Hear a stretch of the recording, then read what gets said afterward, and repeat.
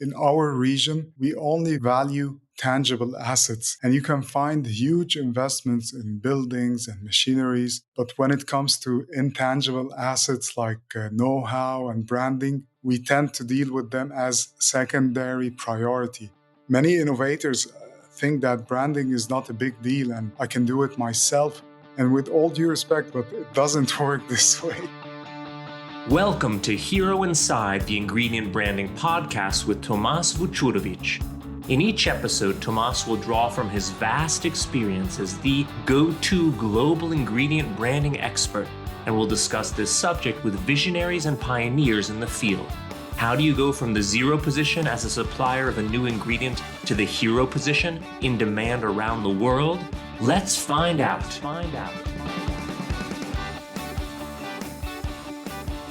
Welcome back to the HeroInside Ingredient Branding Podcast. My name is Tomas Vučurović, and I'm pleased to welcome you to our 14th episode. Today, I'm going to deep dive into the world of natural fibers, bio-based materials, and the global shift towards a renewable bioeconomy with a truly impressive guest, Dr. Mohamad Midani. Mohamad is one of the leading thinkers shaping the future of the bioeconomy.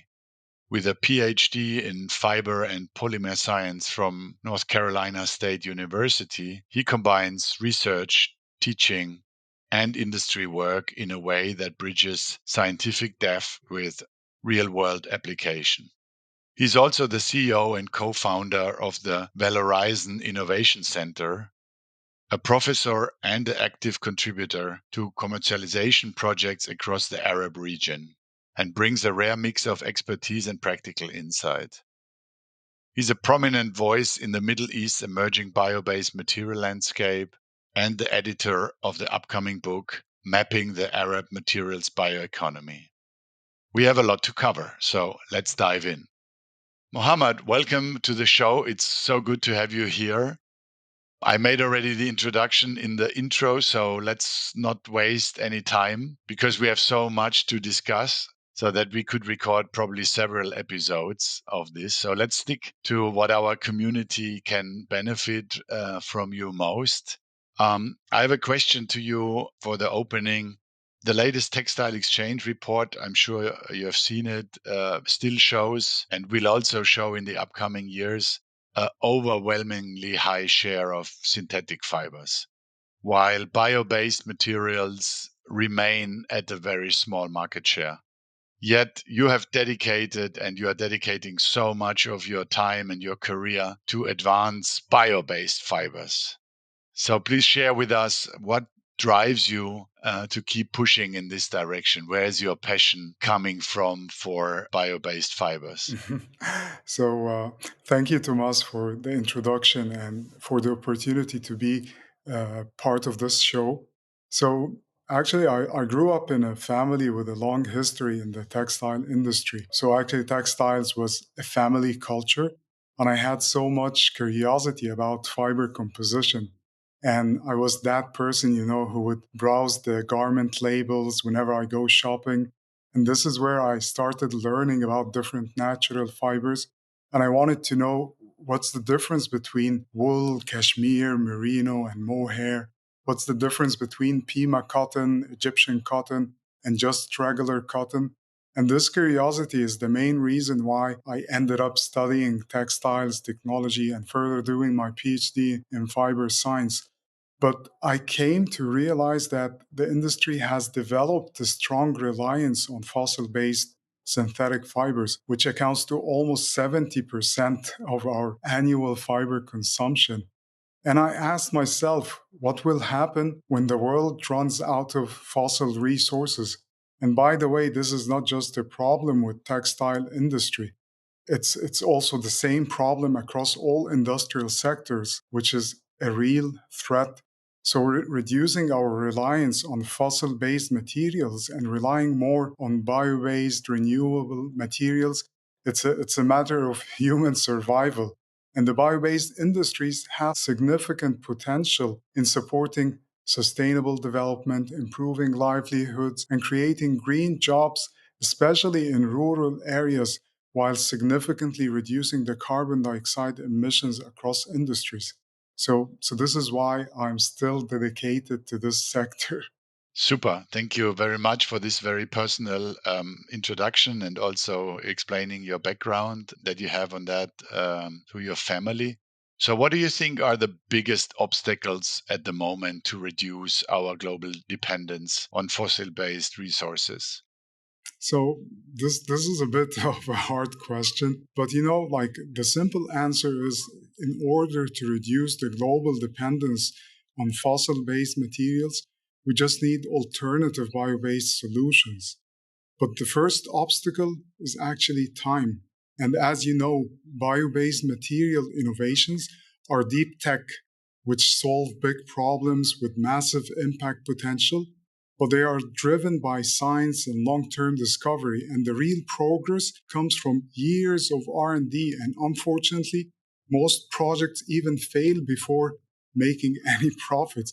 So we need patient capital, and success comes only from those investors who value this transformation over quick returns and quick profit, and who can actually wait a decade before seeing a result. I know this is very utopian, but this is the case. And actually, the second obstacle is the value chain. In most cases, you're building a value chain, not a supply chain. You're not joining an existing system. You're actually creating one from scratch, including raw materials sourcing, processes, and market development. And the third obstacle is scaling from pilot to demonstration plants and from demonstration plants to the first of a kind industrial facility. And as you know, these transition points specifically turn to be very difficult. And this is why it's often referred to as the valley of death. Yes, the valley of death describes the time between maybe some sample materials and then a successful mass commercialization. And obviously, the downside of these deep tech, huge investments and long development times is then the price. So we also see the problem that a lot of the bio-based deep tech materials are coming at price points that are by far not comparable with the synthetic materials that are commercialized since decades. And we are now talking for nylon or polyester prices from Asia in the area of even below $2 per kilo. So that will also make it very difficult, particularly as the brands always use the argument that the consumers would not be willing to pay more for more sustainable products. How do you see that in your thinking? I think it's just an evolution, like synthetic counterparts. They took years to evolve into such perfect performance, cost effectiveness, efficient production, and huge scale. So we didn't invest the same resources yet in perfecting bio-based materials. So it's a matter of phase lag. If bio-based materials receive the same amount of investment, I would say they can become as perfect as their synthetic counterparts. Interesting. One way of making fibers more known and more successful is also ingredient branding. And probably the area of synthetic fibers and product technologies is the area where we see most ingredient branding of all industries. Almost every fiber type there is represented by strong ingredient brands. In opposite, if we look at bio-based materials and also very much natural materials, these brands are rather weak. Can you give us an overview of the current situation, and how would you describe the landscape of ingredient brands in bio-based materials? Mhm. Yeah, yes, this is very true. So like the first generation of bio-based materials mostly tended to be generic and unbranded, like cotton, linen, rayon, cellulose acetate, particle board, leather, beeswax, and so on.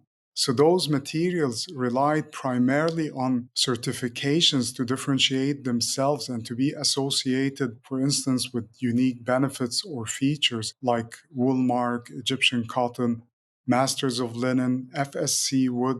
But the next generation bio-based materials, they've realized the power of branding, and you will find that many of them have developed interesting brands. For instance, in the man-made cellulosic space, there are several brands like Tencel, for instance, Spinova, Orange Fiber, and more recently, Cura by Metza Spring. And in the biomanufacturing space, you will find fermented protein fibers like Spiber and Procell, and Kelson seaweed fibers by Keel Labs. And same thing in natural fibers space, especially the new plant-based fibers. You will find interesting brands like Pinatex, Pineapple Fibers, Bananatex, Altmat Hemp, and BioPuff, which is a brand making waddings from cattail fibers. And you will find so many other creative examples in the leather alternatives, bioplastics, sustainable packaging, and bio-based construction materials. So the examples you are mentioning, they are standing on some proprietary technology, and a certain process which allows them maybe more distinction against other materials than the purely natural materials. As you said before, cotton, and other natural fibers are genuinely available worldwide or in the markets and areas where they're marketed. So they are not owned by a single company or by a brand. And therefore, also the marketing for such generic raw materials is more difficult. So what I see is that, yeah, there are some corporations that market together fibers, but the uniqueness and the specificness of a brand where you own a proprietary technology, where you own certain processes, is much sharper. So do you think that's a weakness, that kind of nobody owns leather, nobody owns cotton, nobody owns palm? Nobody owns those natural fibers. Is it because of that more difficult for them to become strong ingredient brands? I think it's just like a no man's land. So you can't just brand such ingredients in their raw like generic form. You need to have some, like as you mentioned, proprietary, like added value that you've created, like a certain refinement stage or a certain treatment method to make them better, whether in their performance or more responsible in their production. So there's always a way to add your unique proprietary touch into something that is still natural. Very interesting. Let's go a little bit to your activities that you are doing in the region. You're based in Cairo, and we met and we talked about different concepts where you are involved. For a lot of that also related to waste out of certain natural materials like date, like palm tree. And tell us a little bit about the activities that are going on in the Arab world or in the Arab Peninsula where you are involved. Yes. So, as you know, like I lived for some long time in the United States during my master's and my PhD studies, and I was truly amazed by their power in commercialization and crafting stories and purpose for every product, be it a raw material, intermediary, or even a final product. But while ingredient branding is a well known practiced art in these regions, in other regions, like for instance the Middle East and North Africa, this is a completely new art.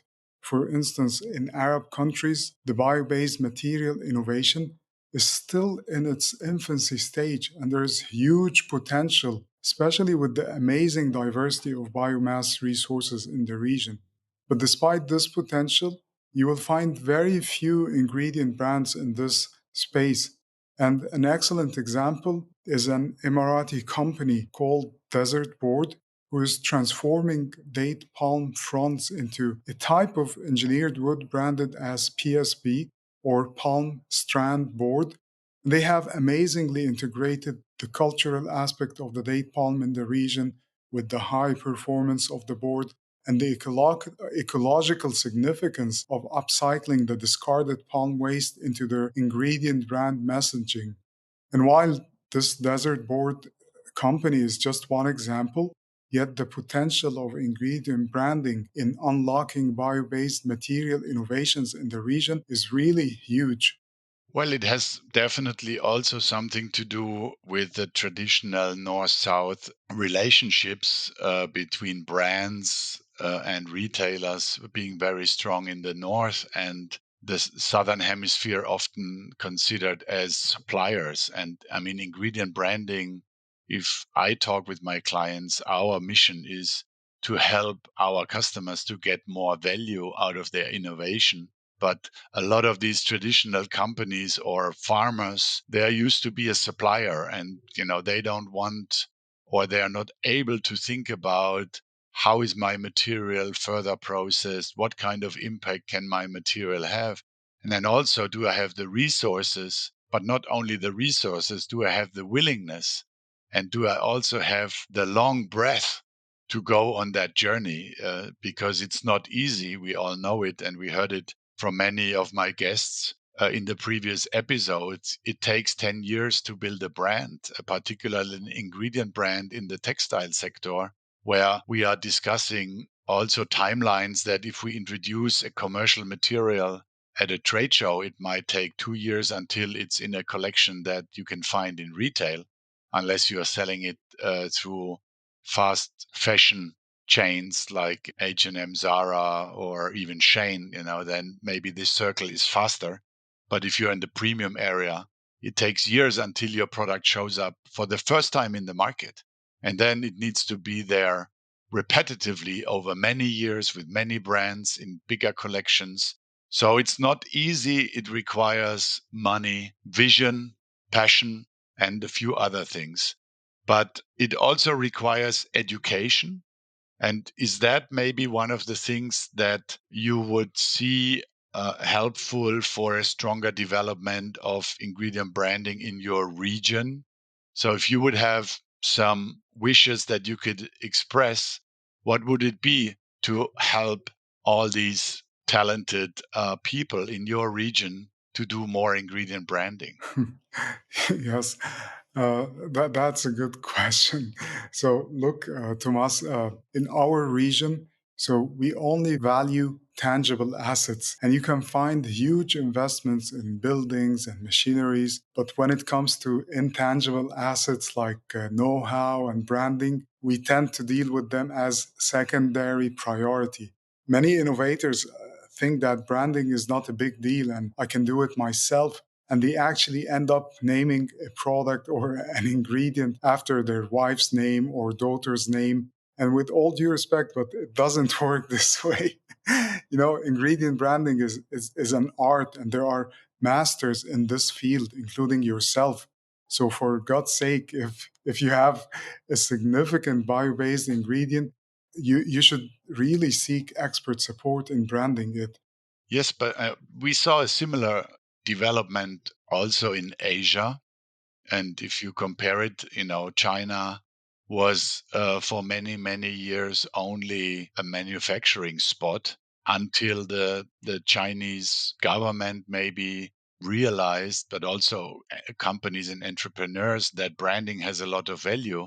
And we see now how, for example, if you look at sportswear, if you look at branding in general, we see the situation that Chinese capital has bought many brands in the West, including brands like Volvo, or if you look at Anta Sports, they own half of the performance brands in skiing and outdoor in the meantime.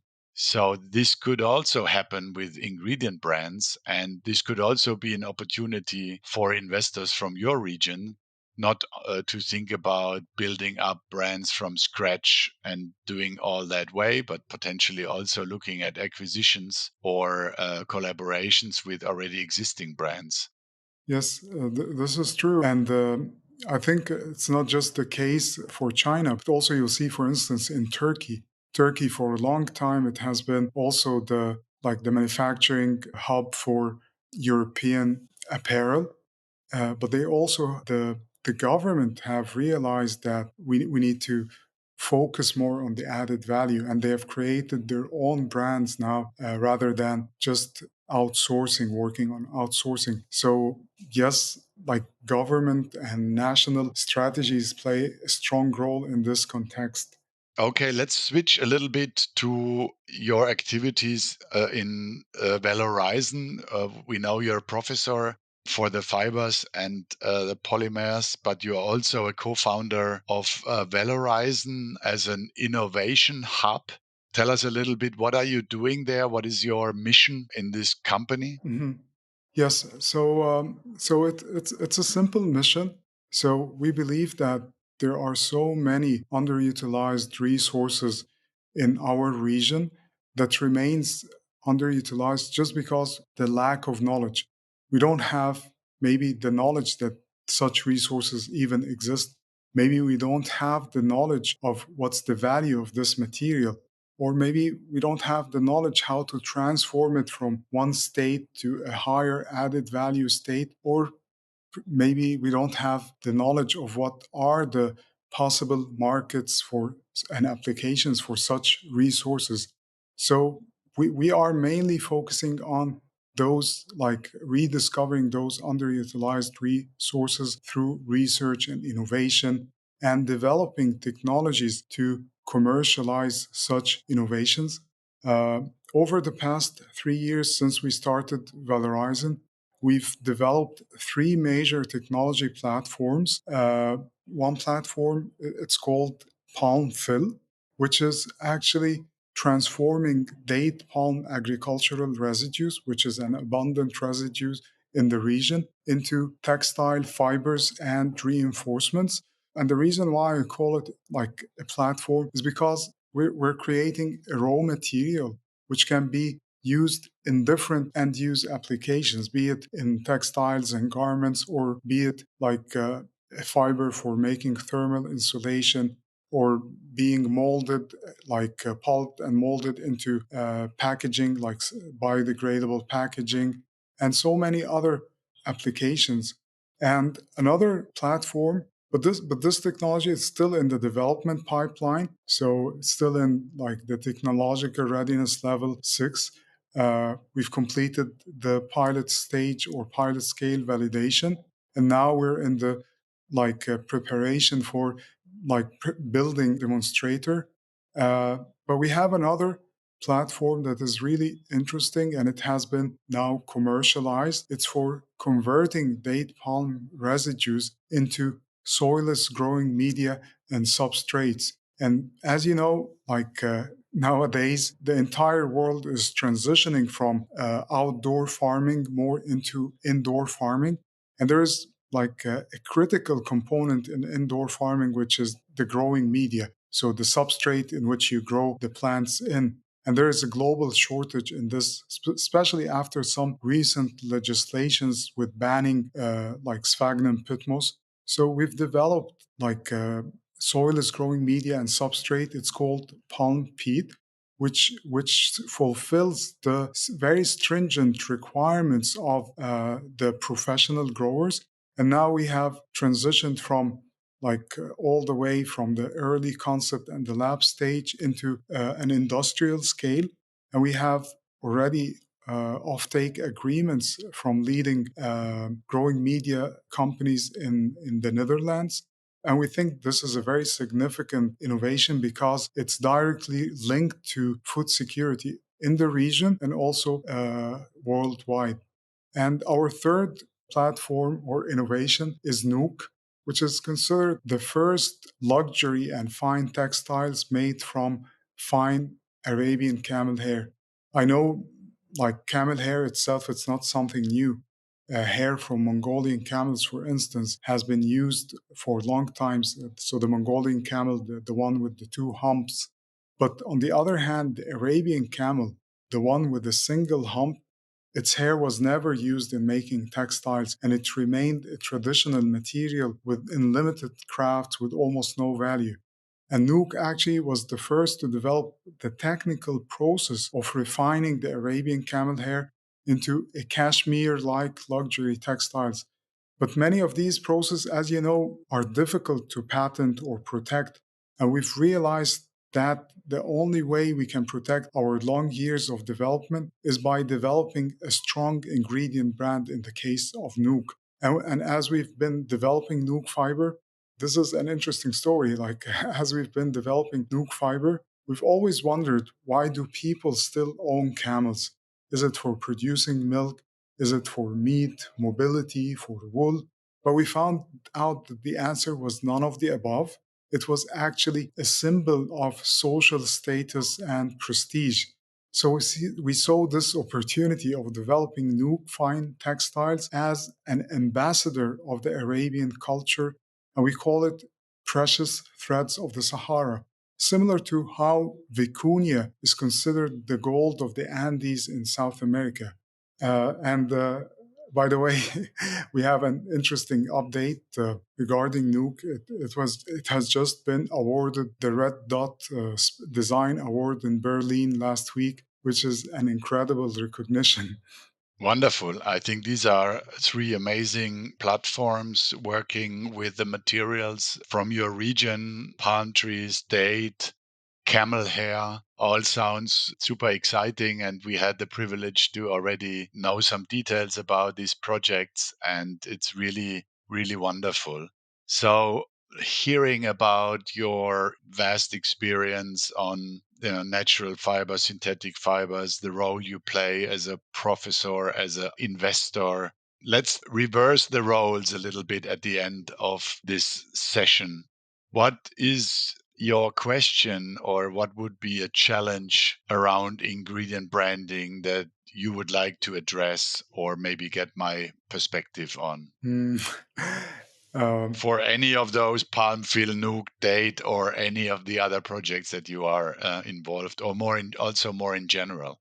Yes, that's a good opportunity. But I've always wondered, like throughout the development cycle of new bio-based materials, when is the ideal time to start developing your ingredient brand? Because sometimes, like, we develop like a brand name and a website, but later down the road we realize that there was something wrong and we need to change this. So, from your perspective, when is the ideal time to start developing your ingredient brand? That's a very good question. And I think in the ingredient brand community, we are having very vivid discussions just in those days, as you are probably aware that a couple of large funded bio-based companies didn't make it in the last couple of weeks or months and had to get out of business, struggling. And the people are saying, yeah, they invested hundreds of millions were invested in ingredient branding, and it was a big failure. I don't share that view, because if we look at the cases that didn't make it through the valley of death, I would say they actually never made it even to the start line of ingredient branding, because none of them had products in the market, viable products. Some maybe had some capsule collection, a handbag with Stella McCartney to generate a lot of PR buzz. But nobody was actually at that point that you also described, that they would have mass commercialized products for reasonable price points in big volumes in the market. And also, they didn't invest any of that money into consumer brand awareness and preference. That money was spent on whatever, R&D, factories, people, patents. I mean, all under the premises that they want to build an ingredient brand business, maybe. And I think that is the big difference between, let's say, 30, 40 years ago, or what I call the first generation ingredient brands. They first had a product, right? It was ready. It was ready to be commercialized. And then they said, oh my God, we need a name. We need a brand name. And then they came up with the brand, and maybe brands like, Primaloft, Gore-Tex, Polartec. They came maybe after the companies already had a finished product that was researched, developed, patent protected. And now it's the opposite. Now the companies have a brand, but they don't have a product. And many of them are burning their brand or need to reconfigure their brand stories as in the development of the technology over many years, the propositions are changing and maybe the name or the brand or the positioning doesn't fit anymore. So at the moment, I would say, wait, and also be clear what is your company name, and maybe don't make your company name also your brand name, so that you can build your company brand, your corporate brand, who's that startup who's developing a technology. But don't go too early into kind of branding a product that you don't know if you're ever going to make it, and then burn that brand literally before it hits the market. So that would be my answer to the situation at the moment. Wonderful. I think this is very valuable insight. And I agree with you about like the importance of this timing and how like first generation ingredient brands started with product and a solid commercial base and then realized that they need to establish a brand, while nowadays many of the bio-based innovations or just new innovations, they are starting with a brand with no products to sell. So having this balance is really important. Yeah, I mean, they create their first brand to generate investors. They need a brand for their pitch deck in order to get money and to get funded. But that brand might not be the brand that at the end will use when they successfully commercialize a product 5 or 10 years later. Yes. And with especially with the like AI tools that you can generate literally anything like photos, product videos, you can generate anything. So you can craft a whole story around a product or a technology that doesn't even exist. Let's hope that the trademark offices around the world are also starting to use AI, so that the AI brand that you have created in 5 seconds still needs 1.5 years to be registered. So I Yes. think there is a little bit of a time lag in this. And I also, it's my personal opinion, I think the whatever global trade organizations need to anyway rethink the whole trademarking procedures, because there are all the words are used and everything has been used. And I'm not sure if in the year 2030, the way we today have to register trademarks and the processes in which it's done will survive, because there are almost no words left where you can create a brand for. True. So, Mohammed, thank you very much for this, magical insights into the Middle East and Arab view on bio-based materials, natural materials, ingredient branding. I always value my conversations with you. Do you have a kind of a final statement also for your audience, maybe in the region? I'm sure you're also going to spread that podcast maybe also in your region. Yes, yes, definitely. So, what would be your call for action to the local community? Would it be brave or believe in value or something like this? How would you formulate it? I think like don't attempt to do the branding yourself. Seek expert support. Branding is a valuable asset, as valuable as machinery and buildings. So we need to change this mindset a bit in the region. Super. Good. Thank you very much. It was great to have you in our show, and I'm looking forward to see you soon one day, maybe in Cairo or in London or somewhere around the world. Thank you, Mohammed, for your participation. Sure. Thank you so much, Tomas, for having me and for this wonderful conversation. That brings us to the end of today's conversation with Dr. Mohamad Midani. We explored why biomaterials matter in the global shift away from fossil resources, the structural challenges that keep natural fibers from scaling, and how ingredient branding can unlock visibility and value for innovators in the Arab world and the Middle East. One great example are the precious threads of the Sahara, under the brand Noukk that also just won a Red Dot Award in Germany.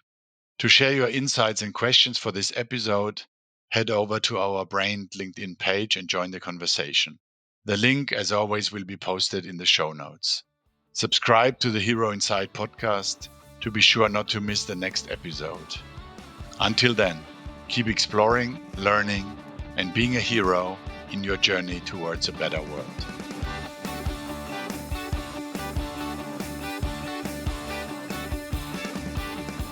This has been an episode of Hero Inside the Ingredient Branding Podcast with Tomas Vučurović. Each episode features stories and wisdom from game-changing creators and the shapers of the world's most exciting and influential ingredient brand. To learn more about ingredient branding and Tomas's work, visit brained.co. That's BRAIND.co. Until next time.